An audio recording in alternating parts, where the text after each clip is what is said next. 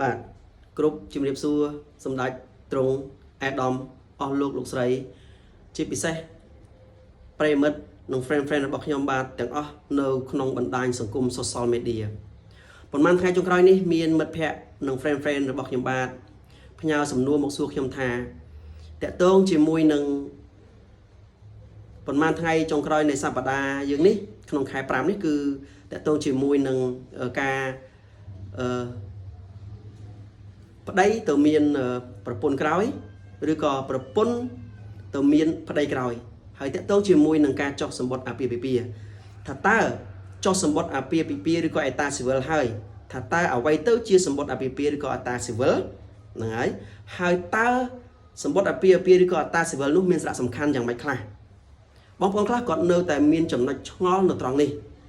ទើបគាត់សួរខ្ញុំហើយថាតើបើសិនជាមានសម្បត្តិអាពាហ៍ពិពាហ៍ឬក៏អេតាស៊ីវិលហើយថាតើគាត់បើសិនជាដៃគូម្ខាងគាត់មានការផាត់ក្បត់គ្នាថាតើវាពាក់ព័ន្ធទៅនឹងច្បាប់អ្វីដើម្បីដាក់ទោសទណ្ឌទៅលើបុគ្គលនោះតាមច្បាប់បងប្អូនក៏បានដឹងអស់លោកស្រីក៏បានដឹងតាក់ទងជាមួយច្បាប់ឯកពន្ធភាពឬក៏ទ្វេកពន្ធភាពនឹងឯងអញ្ចឹងដើម្បីដឹងថាវាពាក់ព័ន្ធអីខ្លះថ្ងៃនេះខ្ញុំបាទសូមបកស្រាយនៅចំណុចខ្លះដែលខ្ញុំបាទបានអាននិងបានដឹងហើយបញ្ជាក់ជូនបងប្អូនលោកស្រីខ្ញុំមិនមែនជាអ្នកជំនាញច្បាប់ទេក៏ប៉ុន្តែគ្រាន់តែខ្ញុំជាអ្នក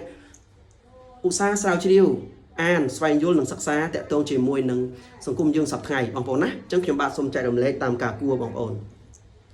ពុកម៉ែមីមីបងប្អូនត្រូវដឹងថាមនុស្សប្រុសនិងមនុស្សស្រីនៅពេលដែលយើងស្រឡាញ់គ្នារៀបអាពាហ៍ពិពាហ៍ជាលក្ខណៈប្រពៃណីហើយគេហៅថាខ្មែរ traditional wedding រួចហើយគឺយើងត្រូវតែទៅចុះ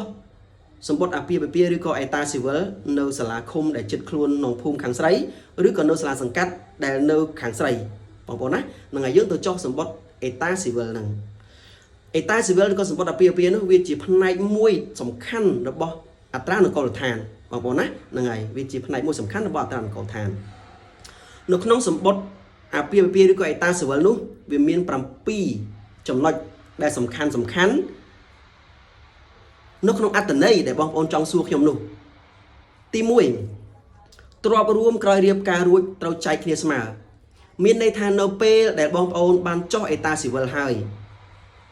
ណាមានន័យថាក្រោយរៀបការរួចគឺទ្របដែលបងប្អូនរកបាននោះគឺត្រូវចែកគ្នាស្មើទី2ការពៀប្រឆាំងទ្វេកពន្ធភាពមានន័យថាមានប្តីច្រើនឬក៏ប្រពន្ធច្រើនទី3ចុះសម្បត្តិកំណើតឬក៏បញ្ជាក់សម្បត្តិកំណើតឲ្យកូនបាទទី4ធ្វើប្លង់ដីឬក៏ប្លង់ផ្ទះទី5ធ្វើសិភៅស្នាក់នៅឬក៏សិភៅគ្រួសារទី6ទទួលអាហារកិច្ចពេលឪពុកម្ដាយលែងលះគ្នាបងប្អូនសំខាន់ណាស់ណាសំខាន់មែនទែនចំណុចទី6នេះមានន័យថាទទួលអាហារកិច្ចពេលឪពុកម្ដាយធ្វើការលែងលះគ្នាមានន័យថាបើសិនជាយើងបានចុះអេតាស៊ីវិលបានចុះសម្បត្តិអាពាហ៍ពិពាហ៍នៅពេលដែលឪពុកម្ដាយលែងលះគ្នាគឺកូនរបស់យើងត្រូវទទួលបានអាហារកិច្ចពីឪពុកឬក៏ពីខាងម្ដាយសំខាន់ណាស់បងប្អូនណាហ្នឹងហើយទី7គ្មានអំពើហិង្សាលើកូននៅក្នុងគ្រួសារបាទបងប្អូនណាហ្នឹងហើយអញ្ចឹងមានន័យថានៅពេលដែលយើងបានចុះសម្បត្តិអាពាហ៍ពិពាហ៍គឺទាំង7អំបញ្ញមិញនេះគឺយើងត្រូវតែមានដាច់ខាតបងប្អូនហើយពិសេសបំផុតនៅក្នុងចំណុចបងប្អូនណានៅក្នុងចំណុច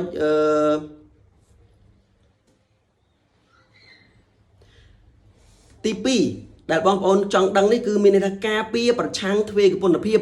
មានប្តីច្រើនឬក៏ប្រពន្ធច្រើនអញ្ចឹងត្រង់ហ្នឹងបងប្អូនបានសួរខ្ញុំថាចុះបើសិនជាមានសម្បត្តិអេតាស៊ីវិលនឹងហើយមានសម្បត្តិអាពាហ៍ពិពាហ៍នឹងហើយតើបើសិនជាអាចចំណុចទាំង7អំបញ្ញមិញនេះវាពិតជាបាននឹងទទួលបានអត្ថប្រយោជន៍មកលើសម្បត្តិអេតាស៊ីវិលនឹងទៅចុះបើសិនជាខាងប្រុសក្តីខាងស្រីក្តីគាត់មានកំហុសទៅមានប្រពន្ធណាថ្មីមួយទៀតទៅមានប្តីថ្មីមួយទៀតតើគាត់ខុសត្រង់ណាបងប្អូនណានេះបងប្អូនខ្ញុំនឹងចែករំលែកបងប្អូនតាក់ទងជាមួយនឹងច្បាប់ស្ដីអំពីទ្វេកពន្ធភាពឬឯកពន្ធភាពនេះបងប្អូនណាអញ្ចឹងខ្ញុំសូមបកស្រាយជូនបងប្អូនត្រង់នឹងបន្តិចចុះបងប្អូនណានេះបងប្អូនត្រង់នេះបាទត្រង់នេះគឺគេនិយាយអំពីបទផាត់បងប្អូនណាគេនិយាយអំពីបទផាត់ ចឹងបងប្អូនចាំស្ដាប់មើលណាបទផាត់ត្រូវកើតឡើងពេលដែលបុរសឬស្ត្រីដែលមានសហព័ន្ធត្រឹមត្រូវតាមច្បាប់រួចហើយបែរជាទៅរួមសេវនកិច្ចជាមួយនឹងស្ត្រីឬបុរសផ្សេងទៀតមានន័យថានៅពេលដែលយើងមានសហព័ន្ធជាប្តីជាប្រពន្ធរួចហើយណាយើងអត់លែងលះគ្នាទេយើងទៅមានដៃគូថ្មីមួយទៀតអត់បានទេឧបមាថាជនល្មើសបានរួមសេវនកិច្ច5ដងជាមួយនឹងបុរសឬស្ត្រីដទៃទៀតមិនមែនជាសហព័ន្ធរបស់ខ្លួនជាធម្មតាគេអាចគិតថាជាបទល្មើសណា5ដងពលគឺមានបទផាត់ចំនួន5ដងដែលកើតឡើងនៅពេលវេលានិងទីកន្លែងខុសគ្នាហើយក្នុងការផ្ដន់ទាទោសជនល្មើសតុលាការប្រើប្រាស់វិធានបទល្មើសត្រួតគ្នាក្នុងការសម្រេចសេចក្តីប្រព្រឹត្តនោះអញ្ចឹងណាបងប្អូនណាហ្នឹងហើយអញ្ចឹងមានន័យថានៅពេលដែលយើងបានចុះអេតាស៊ីវិលហើយប្តីឬក៏ប្រពន្ធលួចផាត់ក្បត់គឺត្រូវបានចាត់ទុកថាប្រព្រឹត្តបទផាត់បានចែងឲ្យផ្ដន់ទាទោសតាមមាត្រាទី7និងមាត្រាទី10នៃច្បាប់ស្តីអំពីឯកពន្ធភាពដែលប្រកាសឲ្យប្រើដោយព្រះរាជក្រមលេខបាទខ្ញុំសូមអត់អានលេខទេណានិងមាត្រាទី7នៃច្បាប់នេះដដែលចែងថាត្រូវចាត់ទុកថាជាអំពើផាត់គឺរួមសវនកិច្ចរវាងបុរសដែលមានចំណងអាពាហ៍ពិពាហ៍ពីមុនមិនទាន់រលាយជាមួយស្ត្រីដទៃមានន័យថាយើងអត់ទាន់បានលែងលះគ្នាដាច់ស្រេចទេឃើញទេទៅប្រព្រឹត្តបទផាត់ហ្នឹងក្រៅពីប្រពន្ធរបស់ខ្លួនឬក៏រួមសវនកិច្ចរវាងស្ត្រីដែលមានចំណងអាពាហ៍ពិពាហ៍ពីមុនមិនទាន់រលាយជាមួយបុរសដទៃក្រៅពីប្តីរបស់ខ្លួនមាត្រាទី10នៃច្បាប់នេះចែងថាជនណាប្រព្រឹត្តល្មើសនឹងមាត្រាទី6និងមាត្រាទី7នៃច្បាប់នេះត្រូវផ្ដន់ទាទោសដាក់ពន្ធនាគារពី1ខែដល់1ឆ្នាំនិងផ្ដន់ទាទោសពិន័យជាប្រាក់ពី200,000រៀលដល់1,000,000រៀលបាទអញ្ចឹងបងប្អូនដឹងហើយថាច្បាប់របស់យើងគឺពិតជាមានមែនណាអញ្ចឹងការចោះសម្បត្តិអាពាហ៍ពិពាហ៍ឬក៏អេតាស៊ីវិលហ្នឹងគឺមានសារៈសំខាន់បែបហ្នឹងដែលខ្ញុំលើកដកស្រង់ជូនបងប្អូនទាំង7ចំណុចហ្នឹងហើយក៏វាពាក់ព័ន្ធជាមួយនឹងឯកពន្ធភាពនិងទ្វេដកពន្ធភាពជាមួយនឹងច្បាប់នេះដែរអញ្ចឹងបើសិនជាយើងប្រព្រឹត្តខុសនៅច្បាប់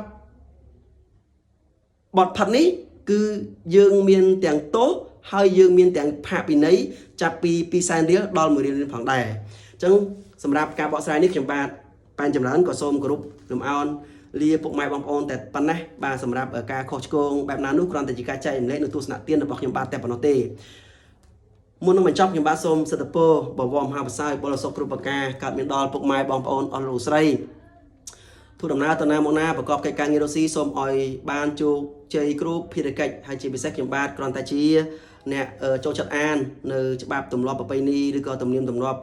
បទព្រហ្មទណ្ឌតែប៉ុណ្ណោះគ្រាន់តែអានជាការចែកទស្សនៈទានជូនបងប្អូនអស់លោកស្រីតែប៉ុណ្ណោះអញ្ចឹងបើមានករណីណាខុសឆ្គងសូមមេត្តាខន្តីអភ័យទោសគ្រាន់តែជាការចែកលេខចំពោះទស្សនៈទានទៅដល់បងប្អូនដែលចង់ដឹងចង់ឮនិងចង់បានជាសេចក្តីរលឹកតែប៉ុណ្ណោះសូមអរគុណសូមជម្រាបលាបាទ